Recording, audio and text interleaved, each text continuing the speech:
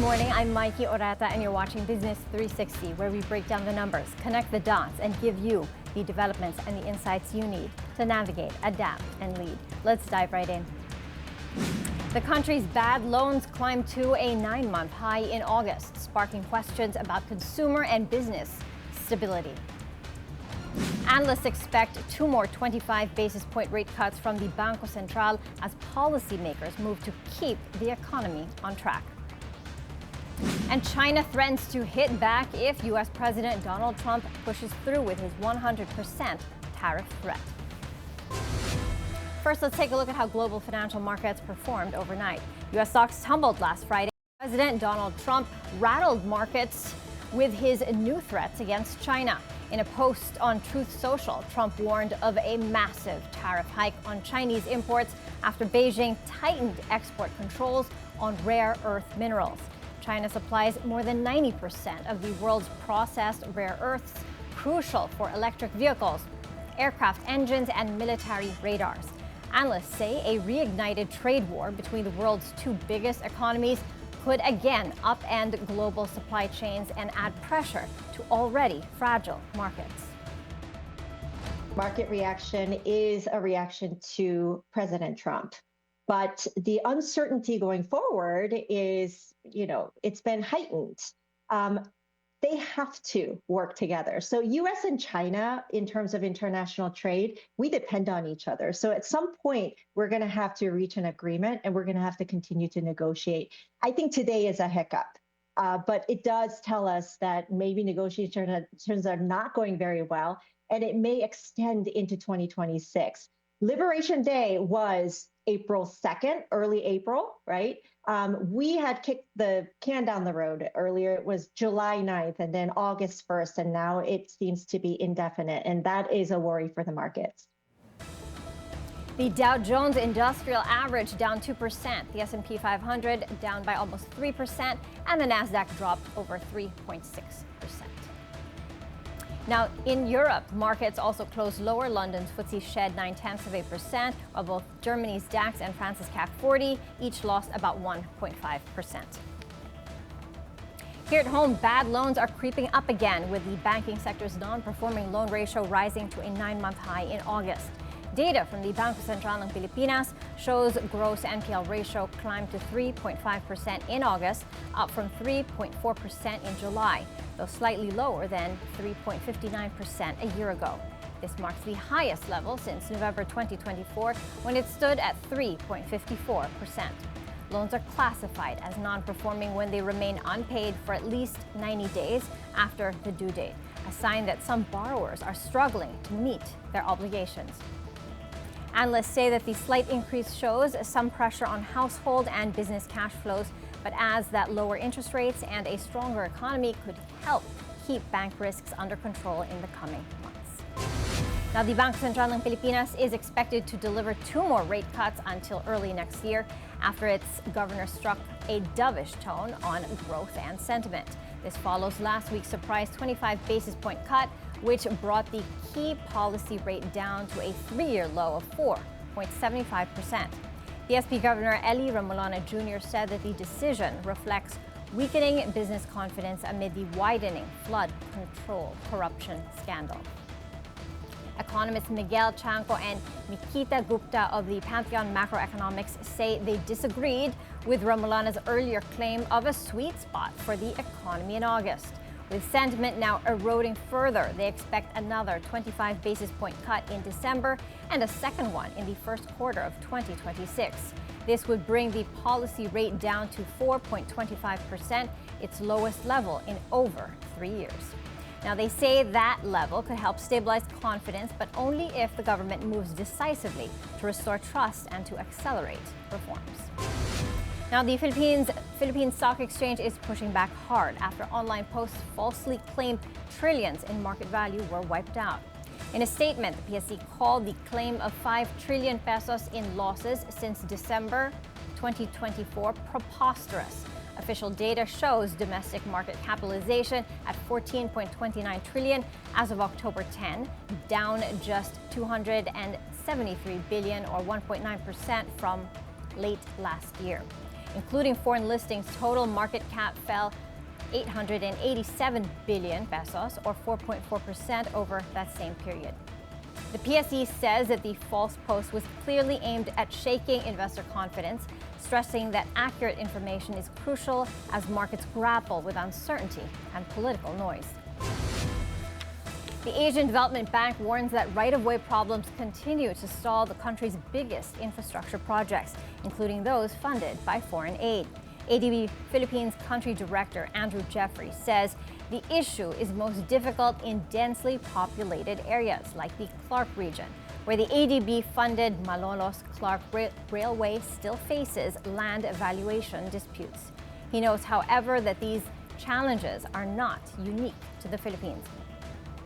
Transportation Acting Secretary Giovanni Lopez says that the newly signed Accelerated and Reformed Right-of-Way Act could finally speed up land acquisition, clearing bottlenecks and keeping key infrastructure projects moving. In a region built on fault lines, the Philippines stands out as the only country in the Pacific Ring of Fire still using outdated steel standards. Ronald Magsaho, president of the Philippine Iron and Steel Institute, warns that the country must upgrade its specifications to ensure buildings and infrastructure can withstand major quakes. He notes that many local standards are not designed for earthquake-prone conditions, and some still follow minimum requirements delisted by the American Society for Testing and Materials as far back as 1970. Magsaho says that the industry is urging government agencies to enforce stricter testing and modernize standards, warning that lives and billions in infrastructure are at risk. Now, the massive corruption surrounding the anomalous flood control projects could threaten the Philippines' credit rating and slow economic growth. Speaking before the Financial Executives Institute of the Philippines, Bilyonaryo Manuel Pangilinan warns that the current political landscape may weaken investor confidence if institutional responses are seen as inadequate. He notes that corruption remains a long-term problem that can be solved only through competence and integrity in both government and business leadership. While officials insist that the scandal won't necessarily hurt the country's credit standing, Pangilinan urges stronger governance and greater support for key institutions, including the media, the academe, and the courts, to help restore investor trust. The property market is a barometer of the economy, showing where confidence, capital, and consumer sentiment stand.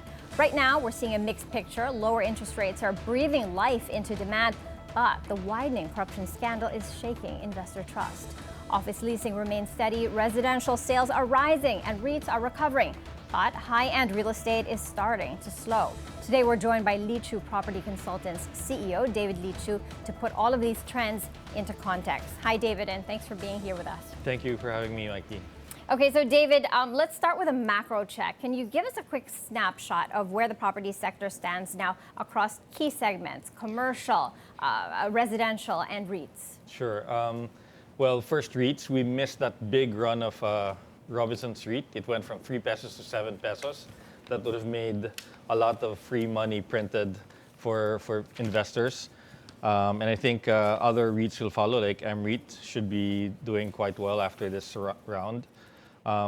We are very happy with the way the office market is performing. It's going to breach 1 million square meters this year based on what the trajectory of the office take-up has been performing.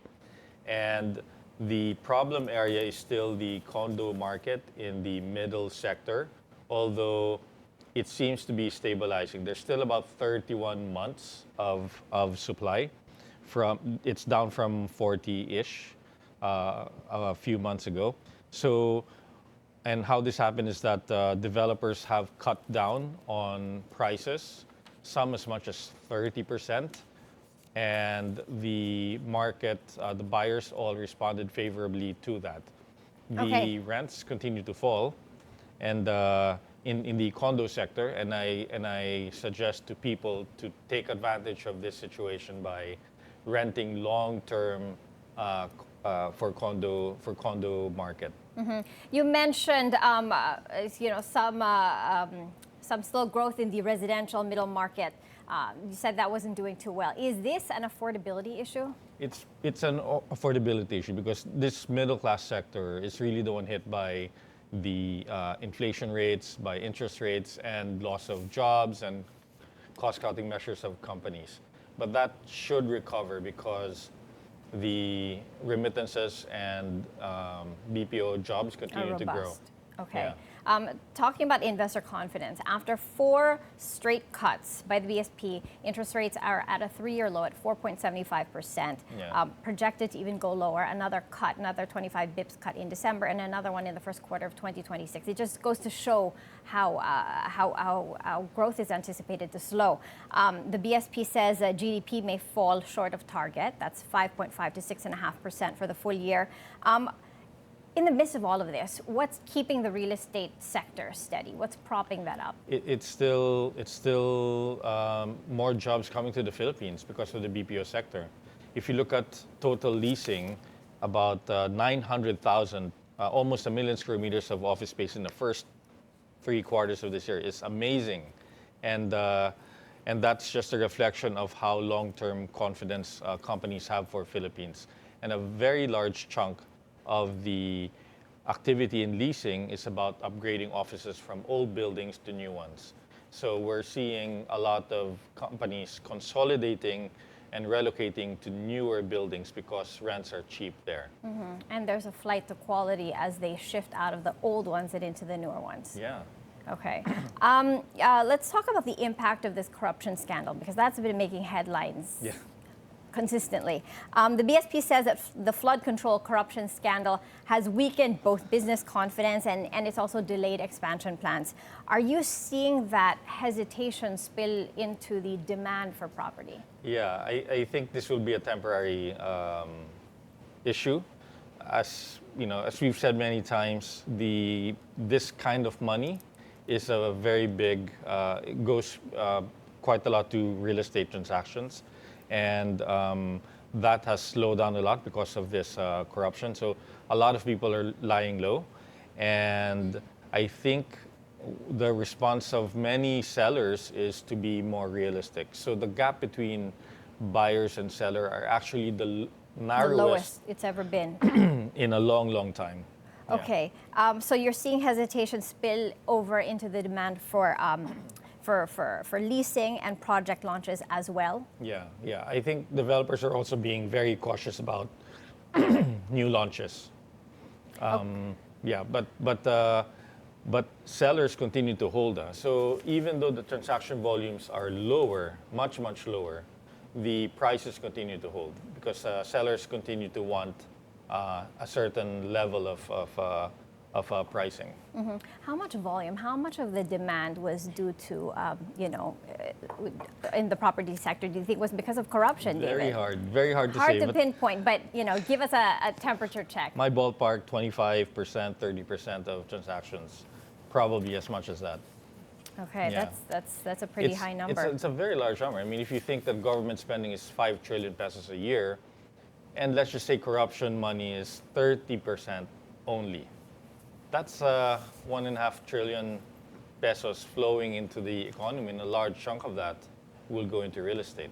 Yeah, when you put things into context, David, what matters more for the property market? Cheaper money or cleaner governance? Cheaper money, because clean governance has not been around for a long time. Okay. So I think it's really cheap money that's driving a lot of the growth.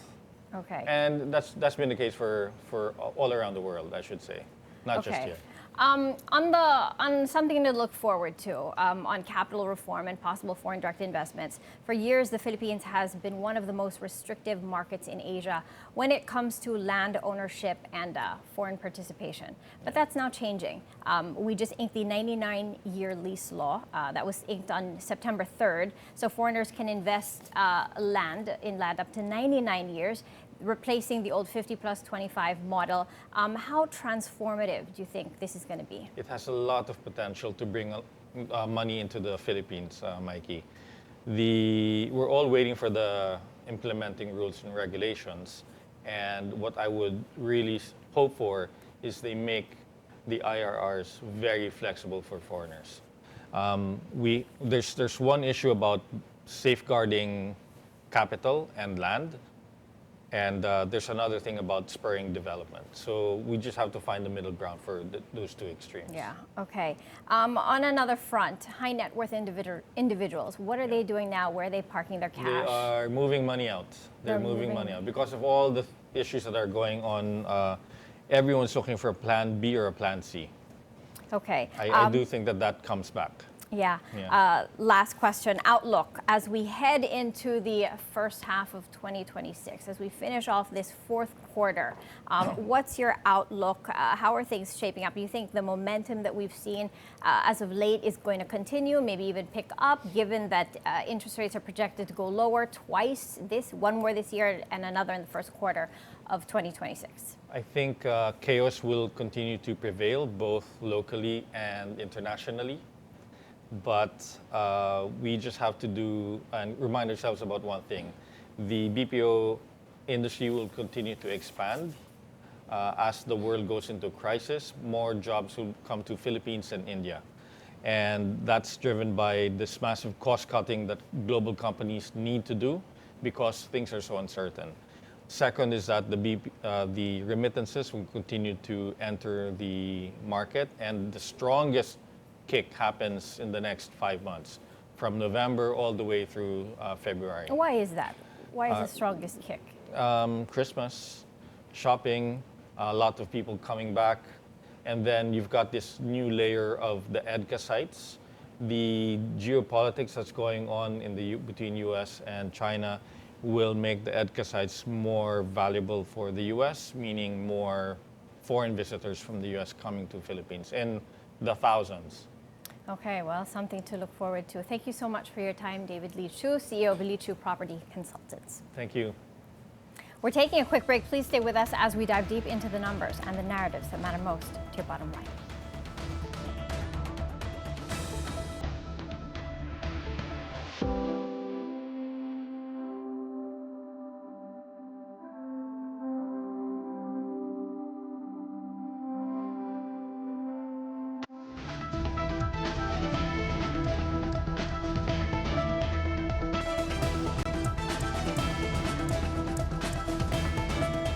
Welcome back. Let's check on how Asian markets are doing this Monday morning. Right now, I'm seeing a sea of red tracking the losses in Wall Street overnight. The Nikkei 225 is in the red, down by 1%. Hong Kong's Hang Seng Index down by almost double, down by 2.22%. Shanghai Composite down by 1.4%, and Singapore Straits Times Index is down by 1.1% in early trade. Here at home, Philippine shares ended lower on Friday as bearish sentiment deepened amid the widening corruption scandals and the mounting governance concerns. The PSE Index slipped 0.3% to close at 60.38, down 1.2% for the week, its second straight week of losses. Analysts say investor confidence remains weak, with value turnover still tepid despite the Bangko Sentral's fourth consecutive rate cut to 4.75%. The central bank says that the move was aimed at supporting growth as the flood control corruption probe continues to undermine business sentiment and expansion plans. For the week ahead, market watchers expect the bearish mood to linger, with the PSCI likely to test the 6,000 support level, while resistance is seen at around 6,150 to 6,200. Global headwinds, including new U.S. tariffs on China and domestic governance risks, are expected to keep investors cautious. Still, analysts say that the market's recent slide could open the door for bargain hunters looking for quality stocks at attractive prices. Taking a look at the PSE Index right now, as of 10:22, the main gauge is in the red. We're down by almost 0.25% to 60.23. Broader all shares index in the red as well, lower by 0.3% to 36.47. Taking a look at the sub-indices, the financials, industrial, holding firms, and property counters are, adding to the market's decline, whereas the services and mining and oil counters are limiting that decline right now. Total volume traded is at 224 million shares, valued at 871 million pesos. Market breadth is bearish. We've got 95 decliners, 46 advancers, and 44 stocks unchanged. Taking a look at the currencies, the peso opened at 58.22 against the dollar, up from its previous close of 58.24. On the corporate front, Razon-led International Container Terminal Services Incorporated surged last week after securing a 25-year extension to operate its Subic. Its new container terminals there, Terminals 1 and 2. Philippine Stock Exchange data shows ICTSI closing at 526 pesos per share, up 2.7% from the previous day's 512, outperforming both its sector and the broader market. Analysts say investors welcome the long-term renewal as a strong vote of confidence in ICTSI's growth strategy and regulatory stability. The deal extends operations until 2058 and includes over $130 million in planned investments for new equipment and infrastructure. The extension solidifies ITCSI's position as a key player in Asia's port network and signals continued optimism in the country's logistics and trade gateway potential. Now, flag carrier Philippine Airlines expects delivery of its first Airbus A350-1000 by December or January, part of its drive to modernize and expand its long-haul fleet. PAL President Richard Nuttall says that the airline is finalizing the delivery schedule and awaiting confirmation from Airbus. Executive Vice President and COO Carlos Luis Fernandez adds that the new jet will serve PAL's non-stop Manila-New York route. In May, PAL announced plans to acquire 9 Airbus A350-1000s and 13 A321neo aircraft for North American and other major international routes. The new aircraft will increase PAL's capacity and fuel efficiency, strengthening the flag carrier's bid to compete more aggressively in global long-haul markets. Now, China is threatening retaliation, vowing countermeasures if U.S. President Donald Trump pushes through with his plan to impose new 100% tariffs on Chinese imports. The latest flashpoint follows Beijing's move to restrict exports of rare earth minerals, critical materials used in electronics, batteries, and clean energy technology. The escalating tensions between the world's 2 largest economies are already shaking markets, sparking fears of a repeat of the tit-for-tat trade war that sent global supply chains reeling in 2019. Economists warn that the impact could extend to emerging markets like the Philippines, hurting exports, pushing input costs higher, and weighing on investor sentiment across Asia. Trump and Chinese leader Xi Jinping are expected to meet in South Korea in 2 weeks, a critical test of whether diplomacy can cool tensions before they spill over into the global economy. And that's it for Business 360. I'm Maiki Oreta. Thank you for joining us, and keep it here on BNC, the Bilyonaryo news channel.